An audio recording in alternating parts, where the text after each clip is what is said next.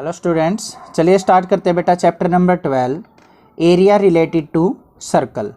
इस चैप्टर में हम बेटा सर्कल से रिलेटेड अपने क्वेश्चंस करेंगे। जैसे हमारा 10 चैप्टर था, सर्कल का चैप्टर था, उसमें हमने उसकी थ्योरम वगैरह की थी। यहाँ पे हम सर्कल के रिलेटेड जो प्रॉपर्टीज़ हैं उनका यूज़ करके उनका एरिया फाइंड आउट करना, उनका पेरीमीटर फाइंड आउट करना, ये चीज़ें वगैरह हम इस चैप्टर में कवर करेंगे।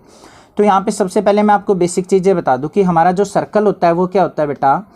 कोई भी एक पॉइंट मान लो, उससे फिक्स डिस्टेंस पे चारों ओर उसके क्या करते हैं हम पॉइंट्स लेते हैं और उन पॉइंट्स को ज्वाइन करते हैं तो क्या फॉर्म हो जाता है हमारा सर्कल। और जो भी ये हम पॉइंट्स लेते हैं वो क्या होते हैं, एक पर्टिकुलर डिस्टेंस पे होते हैं, जिसको क्या कहा जाता है, रेडियस ऑफ द सर्कल कहा जाता है। नेक्स्ट जो टर्म होती है हमारी semi circle. Semi circle means क्या होता है, हाफ सर्कल। ये हमें दिखाई दे रहा है यहाँ पे, ये हमारा क्या है, हाफ सर्कल है। अब दो चीज़ों के बारे में पढ़ेंगे हम यहाँ पे। सबसे पहले area of circle. Area of circle आपने पढ़ रखा होगा, आपने पहले भी पढ़ा होगा। एरिया ऑफ सर्कल का फॉर्मूला जो होता है वो क्या होता है बेटा, पाई आर स्क्वायर होता है। पाई क्या होता है यहाँ पे, कांस्टेंट होता है। आर क्या होता है, रेडियस ऑफ द सर्कल होता है। और पाई की जो वैल्यूज होती हैं वो क्या होती है बेटा, आप 22/7 भी ले सकते हैं और कहीं कहीं पे भी आपको 3.14 भी मिलेगी। ठीक है, जो भी वैल्यू अगर आपके एग्जाम में गिवन है साथ में तो आप वही वैल्यू पुट कीजिए। अदरवाइज आप कोई भी वैल्यू ले सकते हैं, 22/7 भी ले सकते हैं, 3.14 भी ले सकते हैं। दोनों से हमारा जो आंसर आएगा वो क्या आएगा, सेम आएगा। ठीक है, नेक्स्ट चीज़ होती है बेटा एरिया ऑफ सेमी सर्कल। ये क्या होता है हमारा सर्कल और इसको क्या कहते हैं, semi circle. Semi circle means half circle. Semi means क्या होता है बेटा, हाफ। ठीक है, तो हाफ सर्कल का एरिया क्या होगा, क्या लिखेंगे, area of semi circle. Semi means क्या है, हाफ। तो पूरे कंप्लीट एरिया का एरिया ऑफ सर्कल क्या होता है, पाई आर स्क्वायर। तो इसका हाफ कर देंगे तो क्या हो जाएगा, area of semi circle. I hope ये चीज़ क्लियर है आपको। नेक्स्ट जो टर्म आएगी इसे चैप्टर में वो आएगी बेटा सरकमफ्रेंस। मोस्ट इंपॉर्टेंट चीज़ है, इसमें बच्चे कंफ्यूज रहते हैं। सरकमफ्रेंस होता क्या है, यहाँ पे मैं आपको बताऊंगा सरकमफ्रेंस चीज़ क्या है।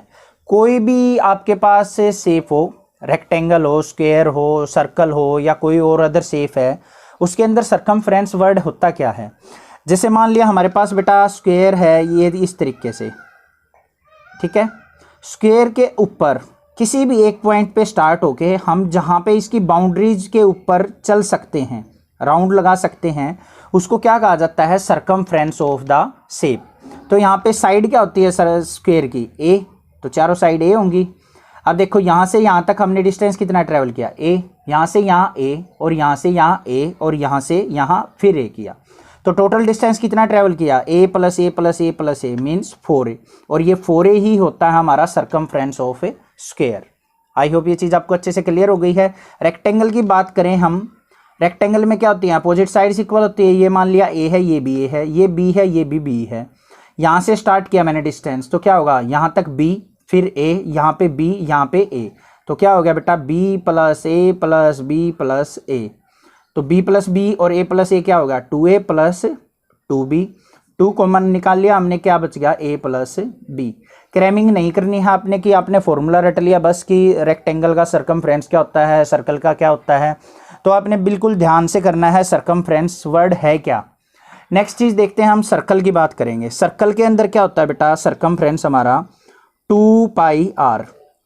क्या होता है circumference of circle, circumference of circle कितनी होती है, 2πr। अब ये कैसे लिखा मैंने, r रेडियस है और यहाँ से लेके मैं इसको रोटेट करना स्टार्ट करूँ तो यहाँ तक हम कितना डिग्री एंगल रोटेट कर लेंगे, 360। ठीक है, और 360 को कितना कहा जाता है, 2π कहते हैं, क्योंकि पाई जो होता है वो 180 होता है। जो पाई होता है वो किसके इक्वल होता है, 180 डिग्री। यहाँ से लेके यहाँ तक गए तो 180 डिग्री, यहाँ से लेके यहाँ तक आए तो 180, फिर तो टोटल डिस्टेंस कितना ट्रेवल कर लिया हमने, 360 डिग्री। तो उसको क्या लिख देते हैं, 2πr। आई होप ये चीज़ आपको अच्छे से क्लियर हो गई होगी। नेक्स्ट बात करेंगे सरकमफ्रेंस ऑफ सेमी सर्कल। क्या है, circumference of semi circle. Semi circle means half circle. तो यहाँ पे बेटा एक तो 2πr का हाफ कर लेंगे डायरेक्टली, 2πr अपॉन में 2 करेंगे, 2 से 2 कैंसिल, तो कितना आ गया, πr। ठीक है। और दूसरा मेथड क्या है हमारा, इस सेमी सर्कल के अंदर भी रेडियस कितना होगा आर, यहाँ से लेके यहाँ तक कितना डिग्री एंगल घूमेंगे हम, ये 180 डिग्री। 180 डिग्री को क्या कहते हैं हम, पाई, तो कितना हो जाएगा पाई इंटू आर। इस तरीके से हम निकालेंगे circumference of a semi circle. I hope ये चीज़ें आपको अच्छे से क्लियर हो गई होगी, एरिया कैसे निकलेगा, सरकमफ्रेंस कैसे निकलेगी। चलिए अब देखते हैं अपना क्वेश्चन नंबर फर्स्ट स्टार्ट कर लेते हैं।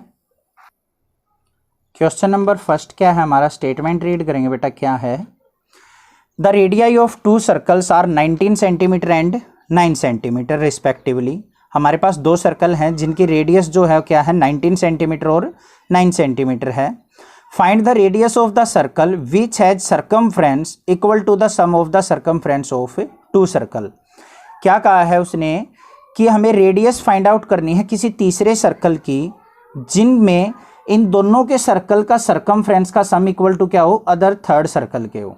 कैसे करना है इस क्वेश्चन को एक बार देख लेते हैं। एक बार सबसे पहले बेटा हम क्या करेंगे, हमारे पास दो सर्कल हैं, एक 19 रेडियस का, ये बड़ा वाला सर्कल है तो इसका रेडियस मान लेते हैं क्या है 19 सेंटीमीटर। ये हमारा स्मॉल सर्कल है तो इसका मान लेते हैं 9 सेंटीमीटर। ये रेडियस जो है मान लिया कितना है हमारा R1 और ये है R2।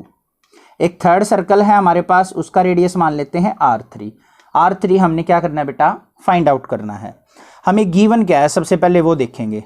Radii of two circle, radius given है, राइट डाउन कर लेते हैं। सबसे पहले क्या करेंगे, radius of first circle, radius of first circle कितना है बेटा R1 इज इक्वल टू क्या है हमारा, R1 इक्वल टू 19 सेंटीमीटर।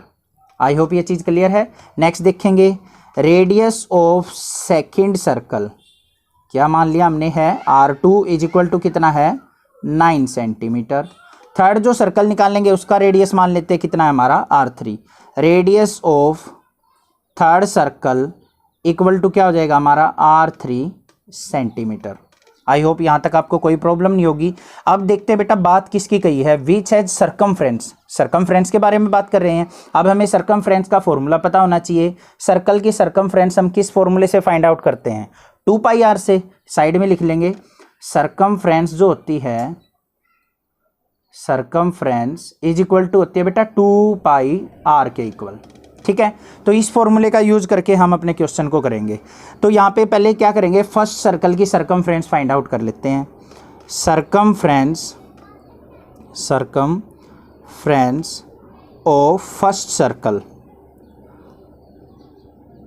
क्या होगी बेटा 2πr होती है, रेडियस कितना R1 तो क्या लिखेंगे 2πr1 और किसके इक्वल हो जाएगी 2π इंटू में 19 मीन्स 19 टू जा 38 पाई। आई होप यहाँ तक आपको कोई डाउट नहीं होगा। नेक्स्ट बात करेंगे circumference of second circle. Second circle की रेडियस कितनी है हमारी R2 तो क्या हो जाएगी 2πr2। R2 की वैल्यू पुट करेंगे 2π इंटू R2 की वैल्यू क्या थी 9 टू जा क्या होगी बेटा 18 पाई। सेकंड सर्कल की सर्कमफ्रेंस भी हमने निकाल ली, कितनी आ गई 18 पाई। अब हमें चाहिए थर्ड सर्कल की सर्कमफ्रेंस, तो यहाँ पे क्या लिखेंगे सर्कमफ्रेंस ऑफ थर्ड सर्कल क्या हो जाएगी 2πr3। R3 की वैल्यू तो हमें पता नहीं, फाइंड आउट करनी है। अब बेटा ध्यान से देखेंगे क्वेश्चन क्या कहा है कि इन दोनों की सर्कमफ्रेंस का सम इक्वल टू किसके हो, थर्ड सर्कल की सर्कमफ्रेंस के।